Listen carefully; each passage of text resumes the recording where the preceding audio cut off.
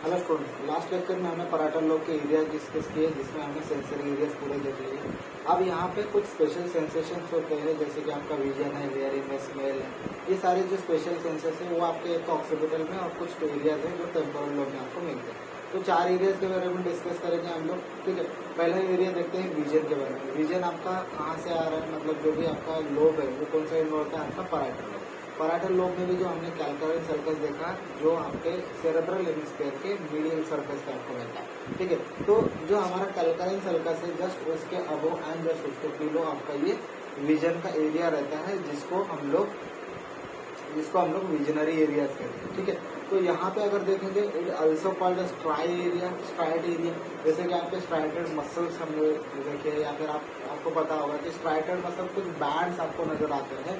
Same यहाँ पर भी एक बैंड्स नजर आते हैं जिसको हम लोग कहते हैं लाइन ऑफ गिनारे।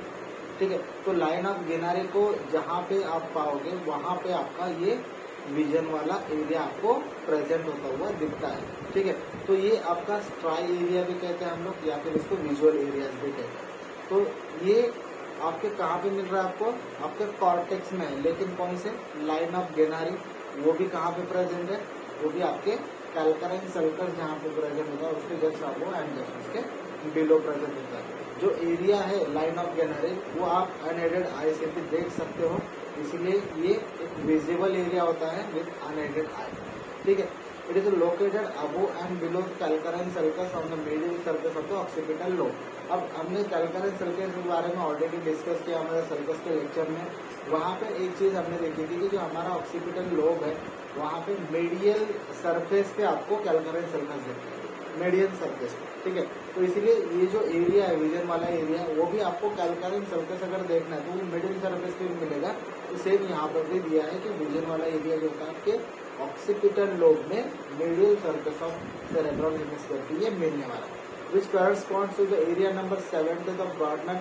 जो ब्रॉडमैन क्लासिफिकेशन दिया है जो हम लोग अभी तक पढ़ते आ रहे हैं उसमें इसको नंबर दिया जाता है 17। ठीक है, the chief source of the afferent fibres to the area 17 is the lateral geniculate nucleus of the thalamus. जब हम लोग थैलेमस के बारे में डिस्कस करेंगे उस समय पे जो जेनिकुलेट न्यूक्लियस क्या होता है, जेनिकुलेट बॉडीज क्या होती है, उसके लिए हम लोग डिस्कशन करेंगे अलग से। लेकिन यहाँ पे एक चीज ध्यान रखो, जो हमारा विजन है या फिर विजनरी एरिया है वहां पर जो एफरेंट फाइबर्स है वो कहाँ से आ रहे हैं, वो आ रहे हैं आपके lateral geniculate nucleus of the thalamus से। ठीक है, तो थैलेमस से यहाँ पे फाइबर्स आ रहे हैं, इसको हम लोग एफरेंट फाइबर कहते हैं और वो कहाँ से आ रहे हैं, आपके लैटरल जेनिकुलेट से। ठीक है, it constitute the first visual area and continuous both above and below with the area 18 and beyond this with area 19 of the broadband which are also known as visual association और psychovisual areas। मतलब जो आपका main area है वो है आपका 17 number. ठीक है, लेकिन जैसे आप अब देखोगे जैसे कैल्काइन सर्कस है उसके अबो भी एक एरिया प्रेजेंट हो रहा है जो कैल्काइन सर्कस के ऊपर में भी प्रेजेंट है और एक नीचे में भी प्रेजेंट है। ठीक है,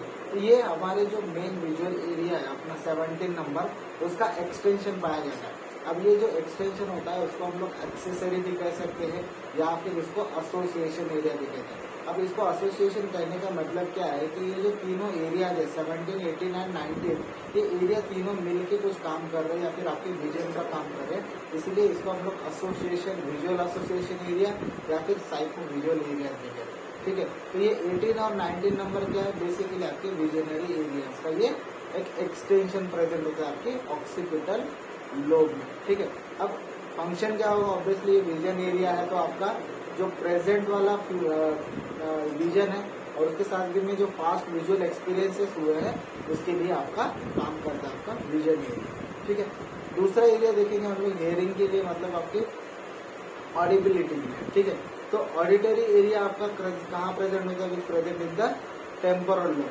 अगर मोर स्पेसिफिकली देखेंगे हम लोग जो हमने एक सर्कस देखा था सुपेरियर टेम्पोरल सर्कस। ठीक है, सुपेरियर टेम्पोरल सर्कस देखा था, तो सुपेरियर टेम्पोरल सर्कस के ऊपर वाला जितना भी पार्ट है वो आपका हियरिंग वाला पार्ट कवर किया गया है, which correspond to the area number 41 and 42 according to the Brodmann area classification. The medial geniculate body, अब यहाँ पे हमने पहले लैटरल जेनिकुलेट न्यूक्लियस देखा था जो कि आपके विजन को एफरेंट फाइबर सप्लाई कर रहा था आपके थैलेमस से निकलते हुए। ठीक है, यहाँ पे जो थैलेमस का मीडियल जेनिकुलेट बॉडी है वो है आपका मेन सोर्स ऑफ फाइबर जो आपके हेयरिंग के लिए काम आ रहा है। ठीक है, तो यहाँ पे मीडियल है, वहाँ पे लैटरल, कंफ्यूज नहीं होना। मीडियल आपके हेयरिंग के लिए काम कर रहा है, लैटरल आपके विजन के लिए एफरेंट फाइबर्स दे रहा है। ठीक है, और दोनों एरियाज कहाँ के आपके थैलेमस के।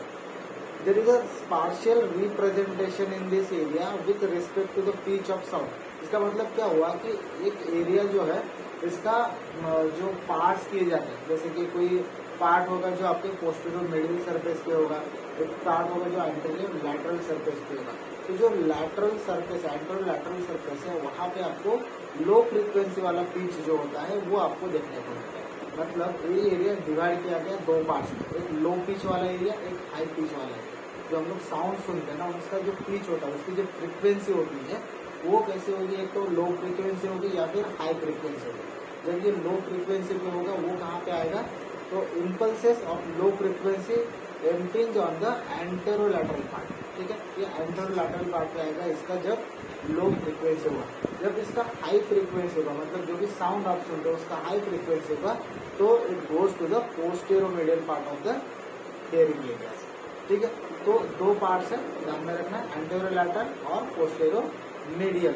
एंटेरोलैटरल जो होगा वो लो पिच वाला होगा, पोस्टेरोमीडियल वाला पार्ट होगा वो आपका high pitch area, high frequency वाला एरिया। ठीक है, ये वो आपका हियरिंग वाला एरिया। अब देखिए टेस्ट के बारे में। जो टेस्ट वाला एरिया होता है which is located in the dorsal wall of the posterior ramus of lateral sulcus. जो हमने पोस्टीरियर रामस देखा उसके डॉर्सल एरिया पे, उसके डॉर्सल वॉल पे आपका टेस्ट वाला एरिया प्रेजेंट होता है with extension into the insula and corresponds to the area number 43 of Brodmann. ठीक है, तो टेस्ट का यहाँ पे ब्रॉडमैन एरिया नंबर कितना है, 43।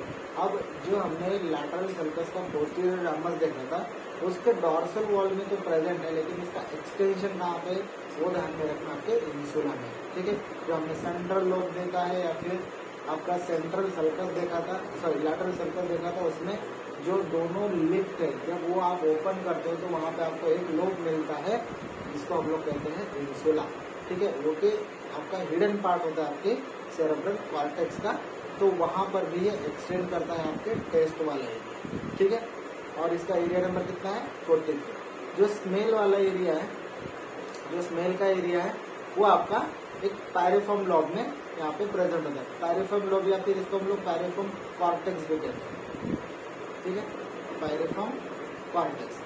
अब जैसे कि ये पायरिफॉर्म कॉर्टेक्स है ये एग्जैक्टली प्रेजेंट का होता है, मतलब जो आपका स्मेल वाला एरिया है जिसको हम लोग ऑल्फैक्टरी भी कहते हैं। ठीक है, ऑल्फैक्टरी एरिया भी कहते हैं। तो ऑल्फैक्टरी एरिया या फिर ऑल्फैक्टरी वाला जो लोब है, पायरिफॉर्म लोब है, वो कहाँ में प्रेजेंट होता है। जैसे कि हमने एक सर्कस देखा था हमने, जैसे कि फ्रंटल लोब में और पैराइटल लोब में डिवाइड करने वाला कौन सा पार्ट था आपका, ये आपका सेंट्रल सर्कस। ठीक है, तो ये जो सेंट्रल सर्कस है यहाँ पे जब आप नीचे जाओगे ना, ठीक है, नीचे जैसे जाओगे यहाँ पे जो आपके फ्रंटल एरिया को, मतलब आपके फ्रंटल लोब को जो टेम्पोरल लोब से डिवाइड करने वाला जंक्शन होगा, ठीक है, ये जो जंक्शन होगा वहाँ पे आपका ये पायरिफॉर्म लोब प्रेजेंट होता है। ठीक है, तो ये आपका पायरिफॉर्म लोब प्रेजेंट होता है, यहाँ पे आपका ये स्मेल वाला एरिया आपको नजर आएगा। ठीक है, तो ये हुए आपके कुछ स्पेशल एरिया जहाँ पे आपको